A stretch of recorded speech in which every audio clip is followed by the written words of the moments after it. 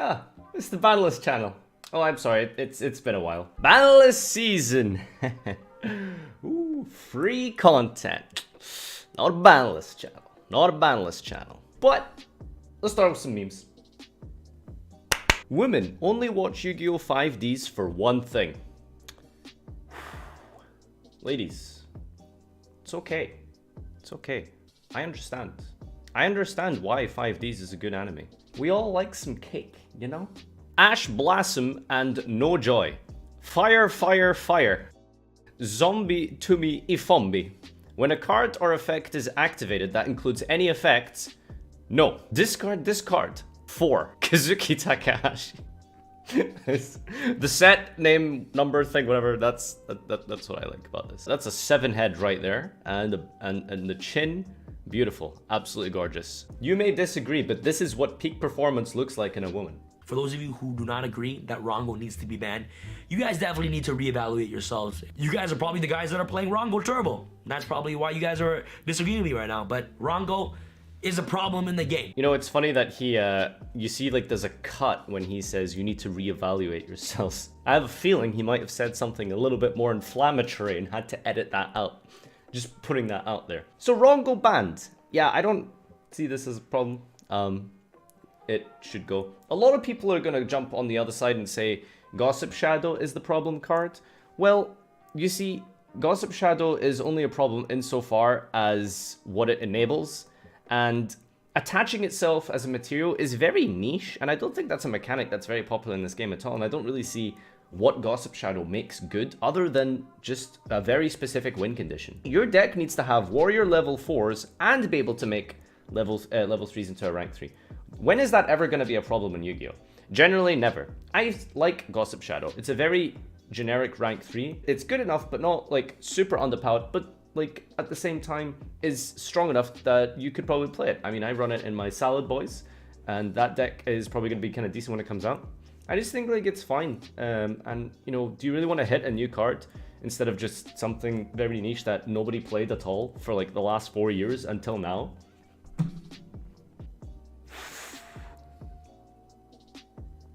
Boy, Exodia, obliterate me anytime. Get it? Honestly, the only way that this could get any better was if there was a masterpiece. Didn't play this game since 2010. Logged in and played some FarfaYGO Pro and every game is over within 2 turns. WTF? Well, Raxion, welcome. Good to have you back, buddy. Yeah, the game's good now, actually. The game's great. You get 1 turn, roundabout, approximately, maximum, and you gotta make the most of it. That out of all the cards on this list should probably get hit more than anything, Summon Sorceress. Summon Sorceress is just like the biggest enabler of bullshit that I have ever seen. When I look at cards that are extra deck related, and are as generic as Summon Sorceress, even archetype specific cards, but anything in the extra deck that utilizes or involves the main deck is generally going to be probably the best card in that archetype for a lot of decks. Because do you understand that the extra deck is a very generic resource? It isn't required to be drawn. You do not have to top deck a card in your extra deck. You use your resources available in your hand in order to access the extra deck. And because of the ease of access of the extra deck, that allows you to then further access your main deck. That is just a recipe for disaster. It almost always, any extra deck monster in the game that involves the main deck, whenever these two cross over and interact. Top 10 anime crossovers, main deck and extra deck. There is almost always some kind of a broken interaction that takes place. Electromite sending from the main deck, cards that special summon from the main deck, cards that search cards from the main deck. These are almost always going to be the best cards within their respective archetypes and stuff. On top of that, when you have something generic that special summons something generic from the main deck, broken. It's always going to be broken. Special summoning from the main deck without any sort of like archetype restriction. This is why cards like Isolde, Needle Fiber, Summon Sorceress have been pretty much the most powerful cards in all of Yu-Gi-Oh! They have been absolutely absurd. They really are up there in terms of just how good and strong they are. I don't really know what to say.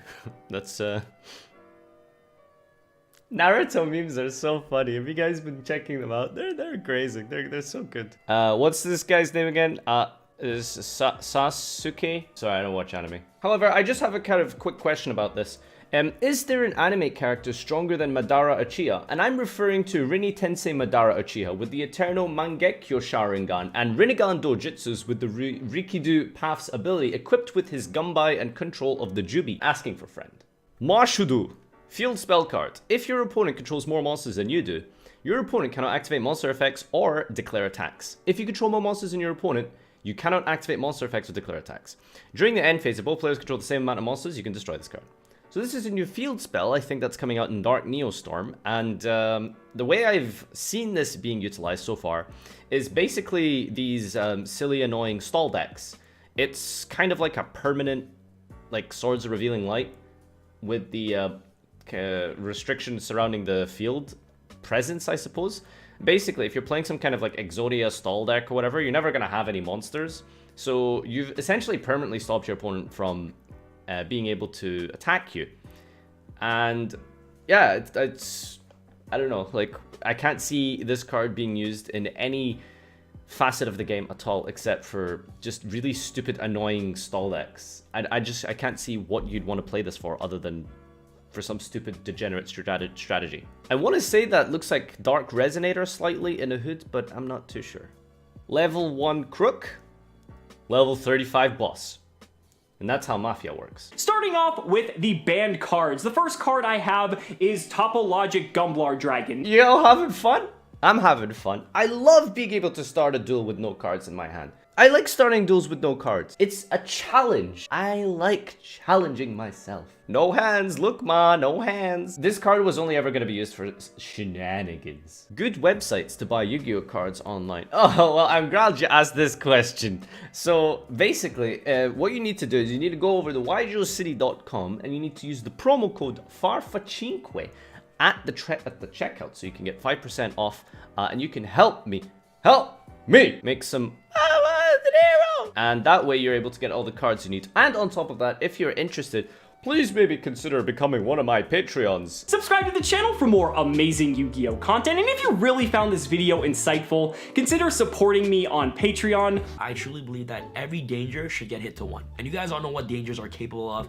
It's probably not gonna happen, but I really want all the danger monsters to at least go to 1. I truly don't believe in a deck that enables you to play 28 Upstart Goblins in a deck. Dangers are monsters that you can easily put on the board, and at the same time, it's a free Upstart Goblin for your deck. Sam has been one of the few YouTubers I've seen, at least. Don't really watch a lot of YouTube, not gonna lie, but from what I've seen anyway, one of the few people who has highlighted and brought up the problem of dangers. The very first wave of support of dangers, and this tends to be a case with Konami, they almost always make the first wave of the TCG support the most broken ones.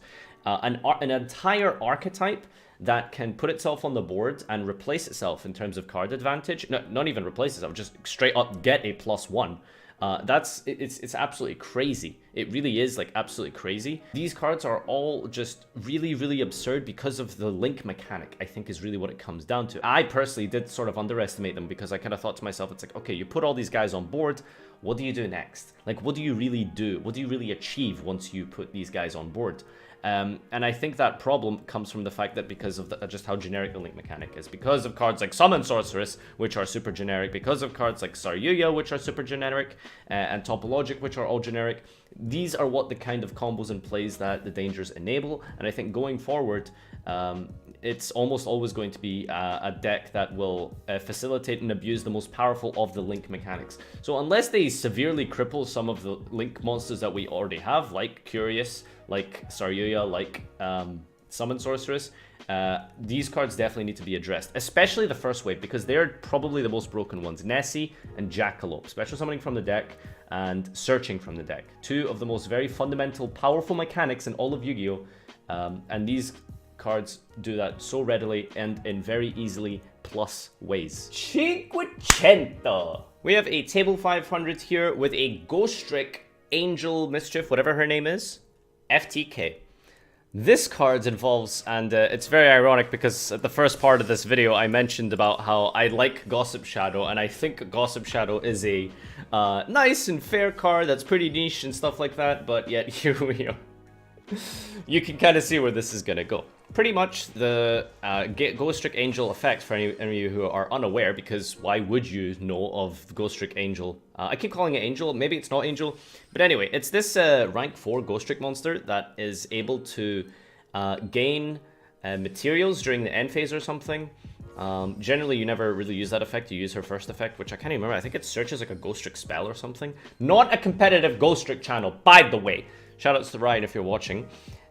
She basically is like a good Ghost Trick monster, and I think it like enables your Ghost Trick combos and stuff like that. But she has this other random effect that I've never seen resolved in my life, ever, until now. You know, since the deck's been around, since the card rather has been around for like 3 years, 4 years maybe? During the end phase, she is able to attach a material, and I think when she gets like 7 or like 10 materials, you win the duel. You just straight up win the duel. There you go. Did he make the Samurai Link monster at any point here? I don't think so. So this is all, I think, very much rooted in, you know, the ability to multiplicatively spam Saryuya. This is the third one we're seeing here. Digging for those combo pieces. And again, many times, as I've said, a very simple fix for power creep is just giving things hard once per turns. And I don't think everything needs a hard once per turn. But you see here, this card is probably very important in giving it a once per turn. Because when you've made your third Saryuya in a duel, you're probably doing something a little bit unfair. So just to give you guys a little bit of an idea, we have the... I'm sure you kind of are familiar with most of this stuff by now, but we have Heraldry Crest here. When this is special, negate the effects of all the face-up exceeds on the field. Target another face-up exceed on the field until the end phase. Discard name an original effect. Becomes the same as that one. You'll be seeing why that's relevant in a second. So basically copies another Xyz effect. And this is a very important card here that you might not be aware of. It's called Overlay Regen. Target a face-up Xyz on the field, attach it as a material. And it goes without saying, by the way, a lot of this insanity is enabled by Gateway of the Six.